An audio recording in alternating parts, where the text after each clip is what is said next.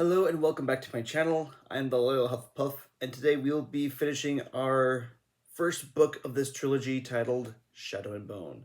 Shadow and Bone is the first book of its trilogy and has currently a Netflix series out, also titled Shadow and Bone, but it's also based off the first book of a duology titled Six of Crows.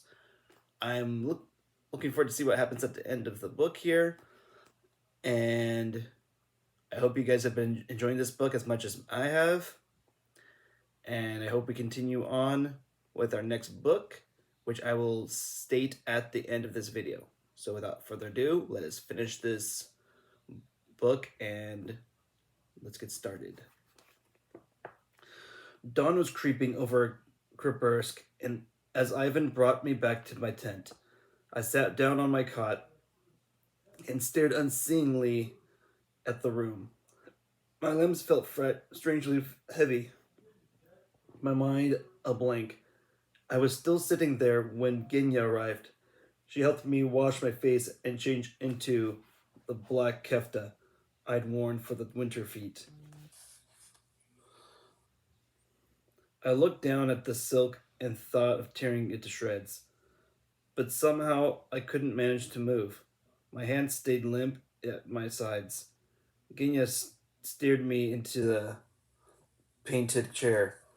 I sat still as she arranged my hair, piling it onto my head in loops and coils that she secured with golden pins, the better to show off Rosa's collar.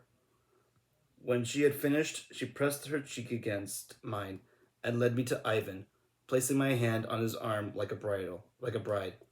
Not a word had passed between us. Ivan led me to the Grisha tent, where I took my place by the Darkling's side.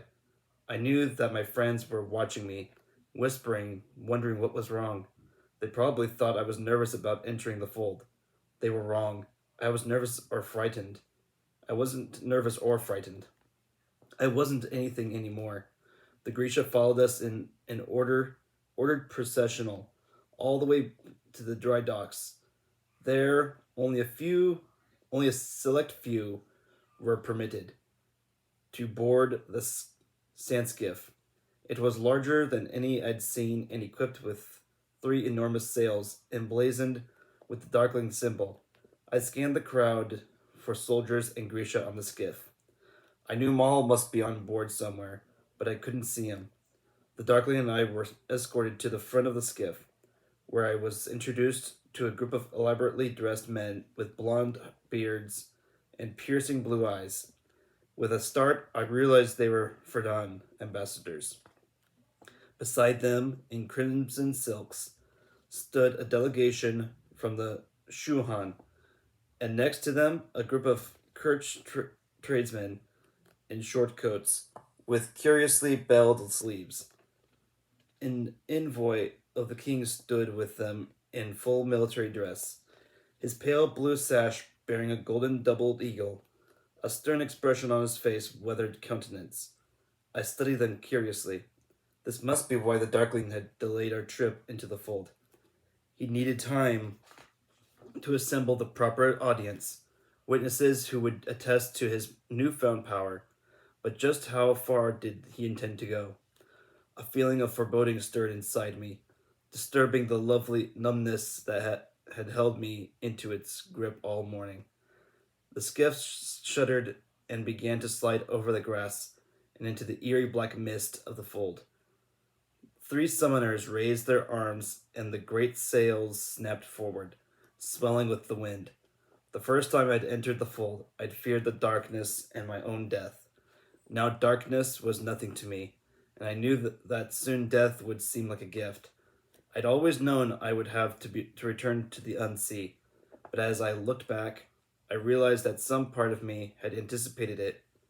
I had welcomed the chance to prove myself, and I cringed when I thought of it, to please the Darkling.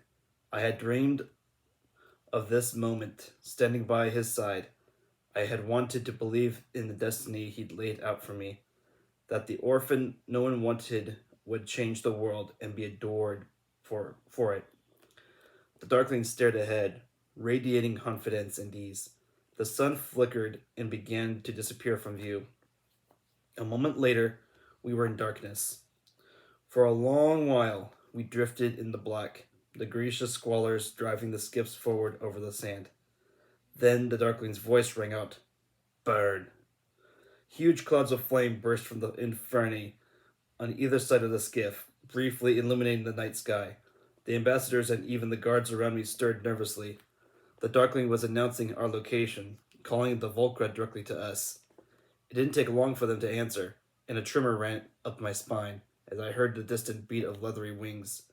I felt fear spread through the passengers on the skiff, and heard the Ferdans begin to pray in their lil- lilting tongue. In the flare of Grisha fire, I saw the dim shapes of dark bodies flying toward us. The Volcra's shrieks split the air. The guards reached for their rifles. Someone began to weep, but the Darkling waited for as the Volca drew closer. Bagger had claimed that the Volcra had once been men and women, victims of the unnatural power unleashed by the Darkling's greed. It might have been my mind playing tricks, but I thought I heard something not just horrible, but human in their cries. When they were almost upon us, the Darkling gripped my arm and simply said, "Now." That invisible hand took hold of the power inside me, and I felt it stretch, reaching through the darkness of the fold, seeking the light.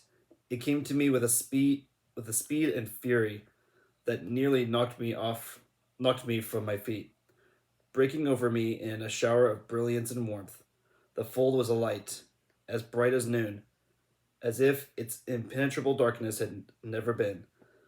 I saw a long reach of blanched sand, hulks of what looked like shipwrecks dotting the dead landscape, and above it all, a teeming flock of Volca.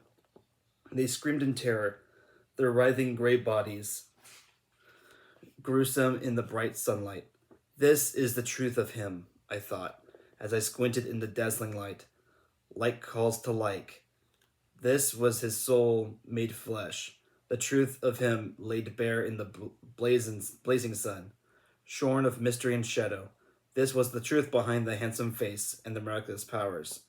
The truth that he was the dead, an empty space between the stars, a wasteland peopled by frightened monsters. Make a path. I wasn't sure if he spoke or simply thought the command that reverberated through me. Helpless, I let the fold close in around us as I focused the light, making a channel through which the skiff could pass. Bordered on both sides by walls of rippling darkness, the Volca fled into the dark, and I could hear them crying in rage and confusion, as if from behind an impenetrable curtain. We sped over the colorless sands, the sunlight spreading in glimmering waves before us. Far ahead, I saw a flash of green, and I realized I was seeing the other side of the Shadowfold. We were looking into West Ravka, and as we drew closer, I saw their meadow, their dry docks, the village of Novokribursk nestled behind it. The towers of Ozkurvo gleamed in the distance. Was it my imagination, or could I smell the salt tang of the blue of the true sea on the air? People were streaming from the village and crowding onto the dry docks, pointing at the light that had split the fold open before them. I saw children playing in the grass. I could hear the dock workers calling to each other. At a signal from the Darkling, the skiff slowed, and he lifted his arms. I felt a spike of horror as I understood what was about to happen. "They're your own people," I cried desperately. He ignored me and brought his hands together with a sound like a clap of thunder. It all seemed to happen slowly. Darkness rippled out from his hands. When it met the darkness of the fold, a rumbling rose up of the dead sands. The black walls of the path I'd created pulsed and swelled. "It's like it's breathing," I thought in terror. The rumble grew to a roar. The fold shook and trembled around us, and then burst forward in a terrible cascading tide. A frightened wail went up from the crowd on the docks as darkness rushed toward them. They ran, and I saw their fear, heard their screams as the black fabric of the fold crashed over the dry docks and the village like a breaking wave. The darkness enveloped them, and the Volcra set upon their new prey. A woman carrying a little boy stumbled, trying to outrun the grasping dark, but it swallowed her too. I reached inside of myself desperately, trying to expand the light, to drive the Volca off, to offer some kind of protection, but I could do nothing. My power slid away from me, pulled from me by that invisible, taunting hand. I wished for a knife to drive into the Darkling's heart, into my own heart, anything that would make this stop. The Darkling turned to look at the ambassadors and the king's envoy. Their faces were identical masks of horror and shock. He saw, there must have satisfied him, because he separated his hands and the darkness stopped pushing forward. The rumbling faded. I could hear the anguished cries of those lost in the dark, the shrieks of the Volcra, the sounds of rifle fire. The dry docks were gone. The village of Novo Kribursk was gone. We were staring into the new reaches of the fold. The message was clear. Today it had been West Ravka. Tomorrow the Darkling could just as easily push the fold north to Ferda or south to the Shuhan. It would devour whole countries and drive the Darkling's enemies into the sea. How many deaths had I just helped to bring about? How many more would I be responsible for? Close the path, commanded the Darkling. I had no choice but to obey. I pulled the light back until it rested around the skiff like a glowing dome. What have you done? Whispered the envoy, his voice shaking. The Darkling turned on him. Do you need to see more? You were meant to undo this abomination, to not enlarge it. You've slaughtered Rovkans. The king will never stand. The king will do as he's told, or I'll march the Shadowfold to the walls of Alta itself. The envoy sputtered, his mouth opening and closing soundlessly. The Darkling turned to the ambassadors. I think you understand me now. There are no Rovkans, no Ferdans, no Kirch, no Shuhan. There are no more borders, and there will be no more wars. From now on, there is only the land inside the fold and outside of it, and there will be peace. Peace on your terms, said one of the Shuhan angrily. It will not stand, blustered a Ferdan. The Darkling looked at them over and said very calmly, Peace on my terms, or your precious mountains and your saints forsaken tundra will simply cease to exist. With crushing certainty, I understood that he meant every word. The ambassadors might hope it was an empty threat, believe that there were limits to his hunger, but they would learn soon enough. The Darkling would not hesitate. He would not grieve. His darkness would consume the world, and he would never waver. The Darkling turned his back on their stunned and angry expressions, and addressed the Grisha and soldiers on the skiff. Tell the story of what you've seen today. Tell everyone that the days of fear and uncertainty are over. The days of endless fighting are over. Tell them that you saw a new age begin. A cheer went up from the crowd. I saw a few soldiers muttering to each other. Even some of the Grisha looked unnerved, but some of their faces were eager, triumphant, shining. They're hungry for this, I realized. Even after they've seen what he can do, even after watching their own people die, the Darkling wasn't just offering them an end to war, but to an end to weakness, but an end to weakness. After all these long years of terror and suffering, he would give them something that had seemed permanently beyond their grasp, victory. And despite their fear, they loved him for it. The Darkling signaled to Ivan, who stood behind him, waiting for orders. Bring me the prisoner.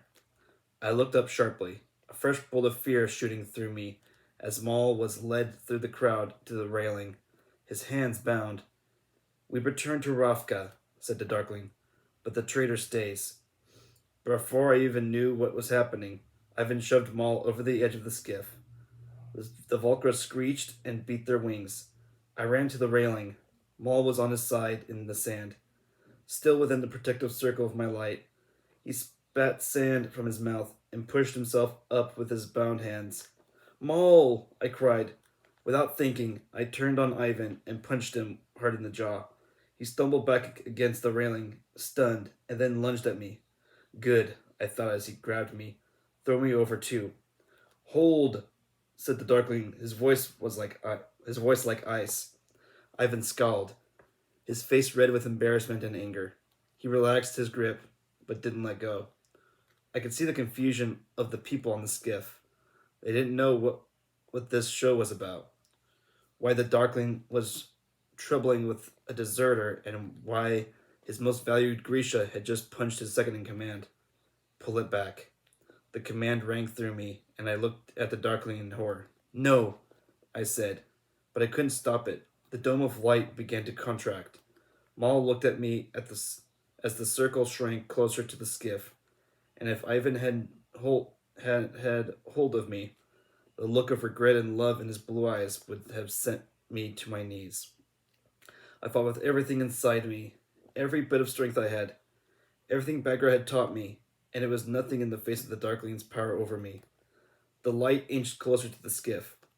I gripped the railing and cried out in rage, in misery, the tears streaming down my cheeks. Maul was standing at the edge of the gleaming circle now. I could see the shapes of the Volcra in the swirling dark, feel the beat of their wings. He could have run, could have wept, could have clung to the sides of the skiff until the darkness took him, but he did none of those things. He stood unflinching before the gathering dark. Only I had the power to save him, and I was powerless to save him. In the next breath, the darkness swallowed him. I heard him scream. The memory of the stag reared up before me, so vivid that for a moment the snowy glade swam in my vision. The image of it transposed over the barren landscape of the fold. I smelled the pines, felt the cheer air on my cheeks. I remembered the stag's dark, liquid eyes, the plume of his breath in the cold night, the moment when I knew that I would not take his life. And finally, I understood why the stag had come to me every night in my dreams. I thought the stag was haunting me, a reminder of my failure and the price my weakness would exact. But I was wrong. The stag had been showing me my strength, not just the price of mercy, but the power it bestowed. And mercy was something the Darkling would never understand. I had spared the stag's life. The power of that life belonged to me as surely as it belonged to the man who had taken it. I gasped as understanding flooded through me, and I felt the invisible grip falter. My power slid back into my hands. Once more, I stood in Bagra's hut, calling the light for the first time, feeling it rush toward me, taking possession of what was rightfully mine. This is what I had been born for. I would never let anyone separate me from it again. Light exploded from me, pure and unwavering, flooding over the dark place where Maul had stood only moments before. The Volcra that had hold of him shrieked and released its grip. Maul fell to his knees, blood streaming from his wounds as my light enveloped him and drove the Volcra into the darkness. The Darkling looked momentarily confused. He narrowed his eyes, and I felt his will descend on me again. Felt that invisible hand grasping. I shrugged it off. It was nothing. He was nothing. What is this? He hissed. He raised his hands, and skeins of darkness spooled toward me, but with a flick of my hand, they burned away like mist. The Darkling advanced on me, his handsome features contorted with fury. My mind was working frantically. I know he would have liked to kill me where I stood, but he couldn't. Not with the Volcra circling outside the light that only I could provide. Seize her! He shouted to the guards surrounding us. Ivan reached out. I felt the weight of the collar around my neck, the steady rhythm of the stag's ancient heart beating in time with mine. My power rose up in me, solid and without hesitation, a sword in my hand. I lifted my arm and slashed. With an ear-splitting crack, one of the skiff's masts split in two. People bleated in panic and scattered as the broken mast fell to the deck, the thick wood gleaming with burning light. Shock registered on the Darkling's face. The cut! Ivan gasped, taking a step backward. Stay back, I warned. You aren't a murderer, Alina, said the Darkling. I think the Rovkins I just helped you slaughter would disagree. Panic was spreading through the skiff. The Oprichniki looked wary, but they were fanning out to surround me just the same. You saw what he did to those people, I cried to the guards and Grisha around me. Is that the future you want? A world of darkness? A world remade in his image? I saw their confusion, their anger and fear. It's not too late to stop him. Help me, I begged. Please, help me. But no one moved. Soldier and Grisha alike stood frozen on the deck. They were all too afraid. Afraid of him, and afraid of a world without his protection. The Oprichniki inched closer. I had to make a choice. Maul and I wouldn't have another chance. So be it, I thought. I glanced over my shoulder, hoping Maul understood, and then I dove for the side of the skiff. Don't let her reach the railing, the Darkling shouted. The guards surged toward me, and I let the light go out. We were plunged into darkness. People wailed in. Above us, I heard the Volcra screeching. My outstretched hands struck the railing. I ducked under it and hurled myself onto the sand, rolling to my feet and running blindly toward Maul as I drew the light ahead of me in an arc. Behind me, I heard the sounds of slaughter on the skiff as the Volcra tucked and clouds of Grisha flame exploded in the darkness. But I couldn't stop to think of the people I had left behind. My arc of light flashed over Maul, crouched in the sand. The Volcra looming over him screeched and whirled away into the dark. I sprinted toward him and pulled him to his feet. A bullet pinged against the sand beside us, and I plunged us into darkness again. Hold your fire, I heard the Darkling shouting over the chaos on the skiff. We need her alive. I threw out another arc of light, scattering the Volcra that were hovering around us. You can't run from me, Alina, the Darkling shouted. I couldn't let him come after us. I couldn't take the chance that he might survive. But I hated what I had to do. The others on the skiff had failed to come to my aid. But did they deserve to be abandoned to the Volcra? You can't leave us all here to die, Alina, the Darkling shouted. If you take this step, you know where it will lead. I felt a hysterical laugh burble up inside me. I knew. I knew it would make me more like him. You begged me for clemency once, he called over the dead reaches of the fold, over the hungry shrieks of the horrors he had made. This is your idea of mercy? Another bullet hit the sand, only inches from us. Yes, I thought as the power rose up inside me. The mercy you taught me. I raised my hand and brought it down in a blazing arc, slashing through the air. An earth-shaking crack echoed through the fold as the sand skiff split in half. Raw screams filled the air, and the Volcra shrieked in their frenzy. I grabbed Maul's arm and threw a dome of light around us. We ran, stumbling into the darkness, and soon the thousands of battle faded as we left the monsters behind. We emerged from the fold, somewhere south of Novokribursk, and took our first steps in West Ravka. The afternoon sun was bright, the meadow grass green and sweet, but we didn't stop to savor any of it. We were tired, hungry, and wounded, but our enemies wouldn't rest, and neither could we. We walked until we found cover in an orchard and hid there until dark. Afraid of being spotted and remembered, the air was thick with the smell of apple blossoms, but the fruit was far too small and green to eat. There was a bucket full of fetid rainwater sitting beneath our tree, and we used it to wash the worst stains from Maul's bloody shirt. He tried not to wince as he pulled the torn fabric over his head, but there was no disguising the deep wounds the Volcra's claws had left across the smooth skin of his shoulder and back. When the night came, we began our trek to the coast. Briefly, I'd worried that we might be lost, but even in the strange country, Maul found the way. Shortly before dawn, we crested a hill and saw the broad sweep of Alchem Bay and the glittering lights of Alskurvo below us. We knew we should get off the road. It would soon be bustling with tradesmen and travelers who were sure to notice a cut-up tracker and a girl in a black kefta. But we couldn't resist our first glimpse of the true sea.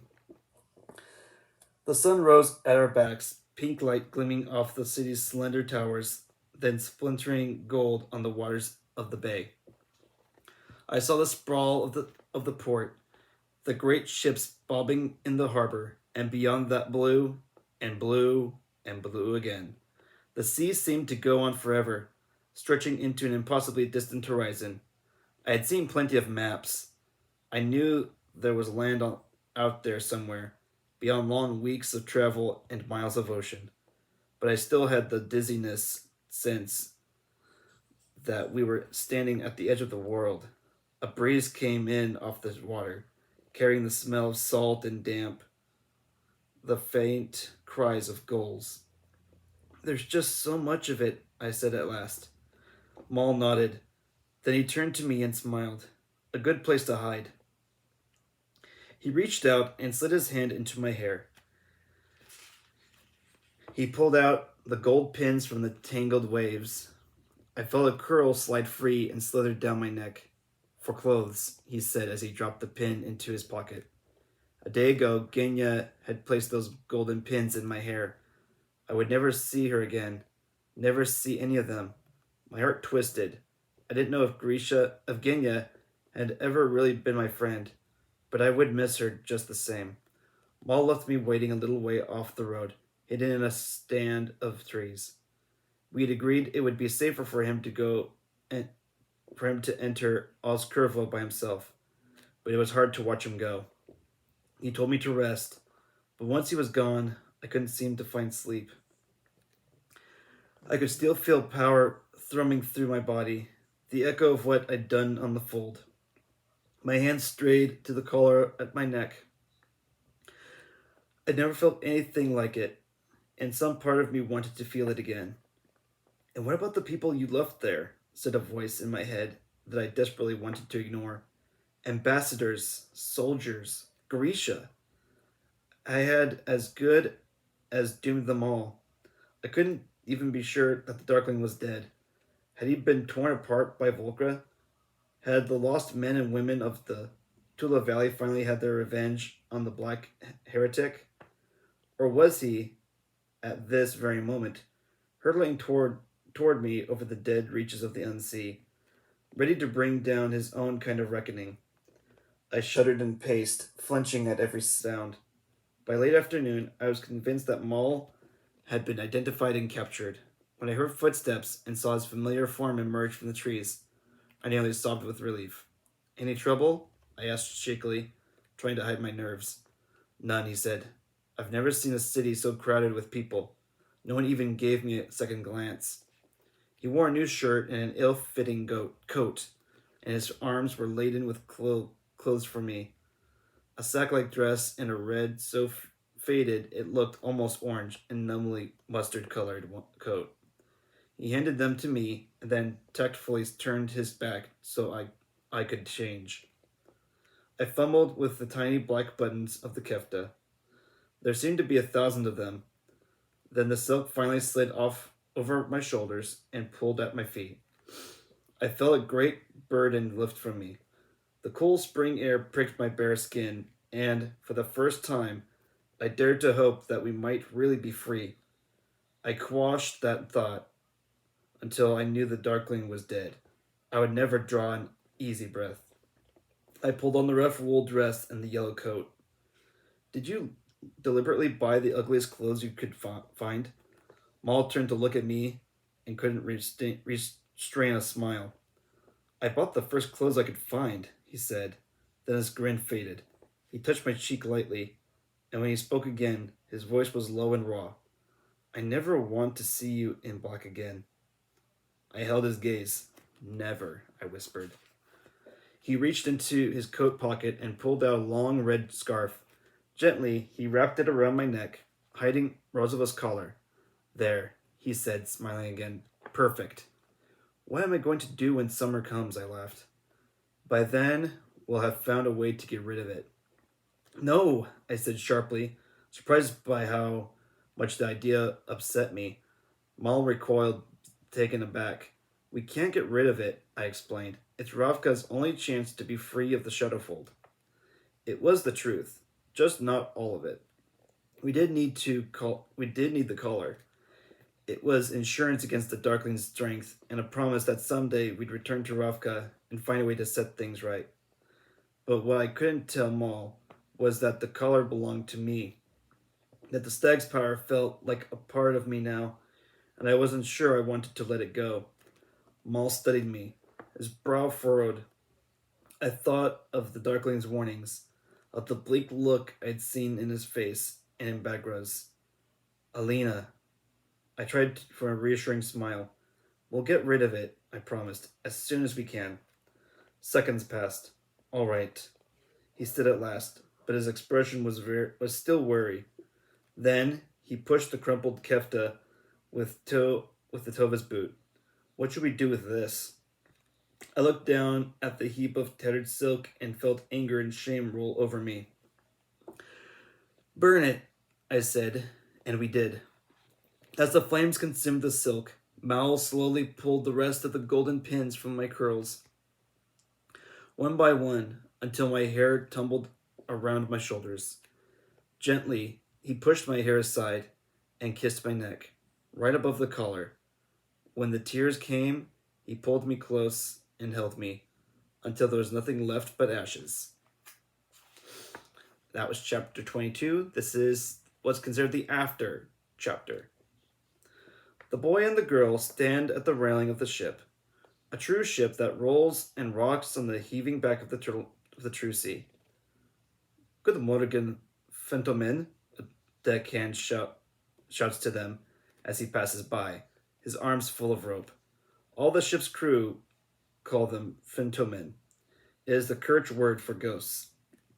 When the girl asks the quartermaster why, he laughs and says it's because they are so pale and because of the way they stand silent at the ship's railing, staring at the sea for hours, as if they've never seen water before.